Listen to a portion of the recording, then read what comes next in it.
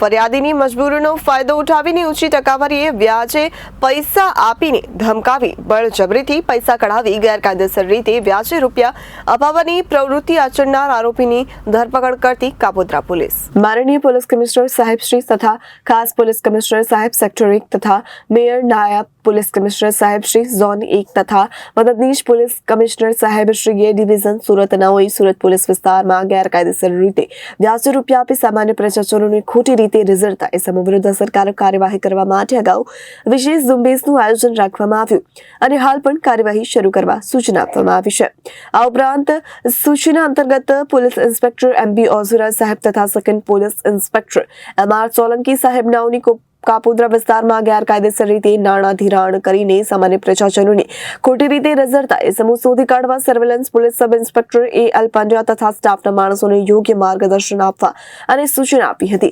જે અન્વયે ગઈકાલ સાંજના સમયે એક અરજદારના નામે ઉમેશભાઈ ભગવાનભાઈ પટેલની હતપ્રત હાલતમાં પોલીસ સ્ટેશન આવેલ અને પોતાની આપવીતી જણાવી આજથી 8 મહિના પહેલા પૈસાની ખૂબ જ જરૂરિયાત પડતા તેણે તેના ઓળખીતા કમલેશભાઈ રતનભાઈ ચંદેલનાઓ પાસેથી પૈસાની માંગણી કરતા તેની પૈસાની જરૂરિયાત મુજબનો ફાયદો ઉઠાવી 20,000 મહિને 20% 30,000ની માંગણી કરી અવારનવાર ફોન કરી ગાલી ગલોચ કરી હેરાન પરેશાન કરતા હોય અને 2 વખત માર પણ મારેલ. અવારનવાર તેઓના ઘરે પણ તેઓને ઘરનાની હાજરીમાં આવી પૈસાની ઉઘરાણી કરતા હોય અને જેથી છેલ્લા 2 દિવસથી તેઓ ઘરે ન ગયા.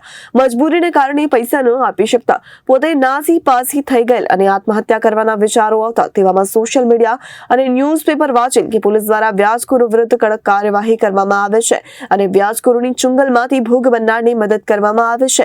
આવા વ્યાજખોરોની ચુંગલમાંથી કોઈ ફસાયેલ હોય તો પોલીસનો સંપર્ક કરવા જણાવ્યું. અત્રે આવેલ હોવાનું જણાવતા જેથી સદરહુ અરજદાર ફરિયાદીની તાત્કાલિક ફરિયાદ લખાવી ઉપરોક્ત આપેલ ફરિયાદ વિરુદ્ધમાં કાપોદ્રા પોલીસ સ્ટેશનમાં તથા ગુજરાત નાણાં ધિરાણ કરનાર બાબત અધિનિયમ 2011ની કલમ 40-42 ક મુજબ ગુનો રજીસ્ટર કરવામાં આવ્યો હતો, જેની તપાસ police sub inspector MB Vaghela નાઓને સોંપવામાં આવી હતી. ગઈકાલે કાલે કાપોદ્રા પોલીસ સ્ટેશનમાં ફરજ ઉપર હાજર હતા. તે દરમિયાન આશરે બપોરના સમયે એક અરજદાર ઉમેશભાઈ પટેલ જનતાનગરમાં ગાયત્રી સોસાયટીની બાજુમાં જે રહે છે તે અમને મળવા આવેલ અને અમારી સમક્ષ પોતાની આપવીતી જણાવેલ કે પોતે વ્યાજના ચક્કરમાં ફસાયેલ છે. જેથી તેની રજૂઆત સાંભળી. રજૂઆત પ્રમાણે આ ઉમેશભાઈ પટેલ પોતે રત્ન કલાકાર છે અને મૂળ અંકલેશ્વરના છે અને ઘણા સમયથી અહીં જનતાનગરમાં તેના માતા અને તેના ભાઈ સાથે રહે છે.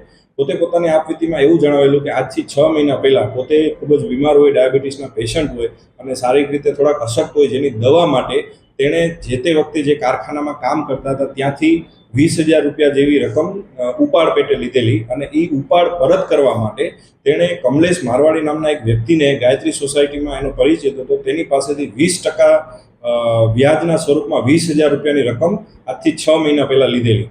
આ રકમમાં 20,000 રૂપિયા 20% લીધા. એમાં પ્રથમ મહિનેથી 4,000 રૂપિયા કાપી અને 16,000 રૂપિયા જેવી રકમ આ કમલેશ મારવાડીએ આ ફરિયાદીને આપેલી. ત્યારબાદ એણે દર મહિને 4,000 રૂપિયા વ્યાજ ચૂકવતા 3 થી 4 મહિના સુધી 4,000 રૂપિયા વ્યાજ ચૂકવું, પછી 1 મહિને 5,000 રૂપિયા વ્યાજ ચૂકવું, એમ કરીને ટોટલ 25,000 રૂપિયા જેવી વ્યાજની રકમ એણે ચૂકવી દીધી. ત્યારબાદ આ રત્ન કલાકાર ઉમેશભાઈને 2 મહિનાથી કામ ન હોય, પોતે શારીરિક રીતે બીમાર રહેતા હોય, જેથી કામ કરી શકે એવી હાલતમાં ન હોય, જેથી ઘરે હોય, તેથી આ વ્યક્તિ વારંવાર આ કમલેશ મારવાડી વારંવાર તેની ઉઘરાણી કરતા હોય અને ઉઘરાણી કરવા સમયે 2 થી 3 વાર એને માર પણ મારવામાં આવેલો. અને આજથી 3 દિવસ પહેલાં આ કમલેશ મારવાડી એના ઘરે જઈ અને ઘરે જઈને એના માતા અથવા ભાઈ અને આ રત્ન કલાકાર ઉમેશભાઈને ખૂબ ધમકાવેલ, જેથી આ રત્ન કલાકાર ઉમેશભાઈ પોતે 3 દિવસ પહેલાં ઘર બહાર છોડી અને જતા રહેલા અને સતત ટેન્શનમાં પોતે એક તો શારીરિક રીતે અશક્ત, ડાયાબિટીસના પેશન્ટ અને ખૂબ જ અશક્ત રીતે જતા રહેલા અને ખૂબ ખરાબ વિચાર આવતા આત્મહત્યા સુધીના વિચારો પોતાને આવેલા. કેમ કે એક સાઈડ પોતાની શારીરિક તકલીફ અને બીજી સાઈડ આ વ્યાજનું જે ખૂબ જ ટોર્ચર થતું હતું તેના હિસાબે એને સતત સુસાઇડ કરવાના વિચારો આવી રહ્યા હતા. એ દરમિયાન આ જે પોલીસ કમિશનર શ્રી સુરત શહેરનો અભિગમ છે કે એક મોકો પોલીસને આપો, એ અંતર્ગત તેણે કોઈ ન્યૂઝપેપરમાં વાંચેલું કે વ્યાજના ખપ્પરમાં કોઈ પણ હોમાયેલું હોય તો પોલીસનો તાત્કાલિક સંપર્ક કરો, આવું એને ન્યૂઝપેપરમાં વાંચેલું, જેથી એને હિંમત આવી અને ત્યારબાદ તેના એક મિત્ર જે એના જૂના શેઠ હતા જ્યાં કામ કરતો હતો ત્યાં જઈ અને એણે કીધું કે ભાઈ આ રીતના હું ફસાયેલો છું તો પોલીસ મારી મદદ કરશે કે કેમ, આવું છાપામાં આવેલું છે. જેથી તેના શેઠે તાત્કાલિક જણાવેલું કે તમે તાત્કાલિક જઈ અને કાપોદ્રા પીઆઈને મળો, અને જેથી એ અમને મળવા આવેલો પોતાની આપવીતી જણાવેલી, તેની ફરિયાદ તાત્કાલિક લીધી.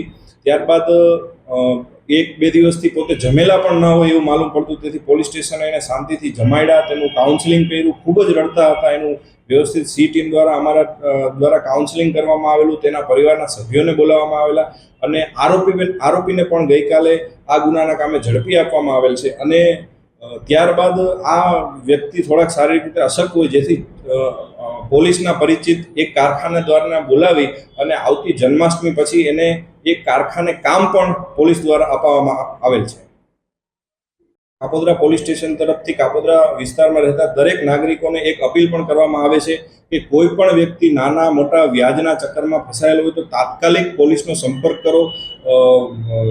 પોલીસ દ્વારા આપની પૂરેપૂરી મદદ કરવામાં આવશે, જેની ખાતરી આપવામાં આવે છે. કોઈ પણ ખરાબ વિચારો આવે એ પહેલાં એક મોકો પોલીસને આપો. પોલીસ 100% તમારી મદદ આ બાબતે, વ્યાજની બાબતે 100% મદદ કરશે. Reporter Hitesh Prajapati, Janadesh news, Surat.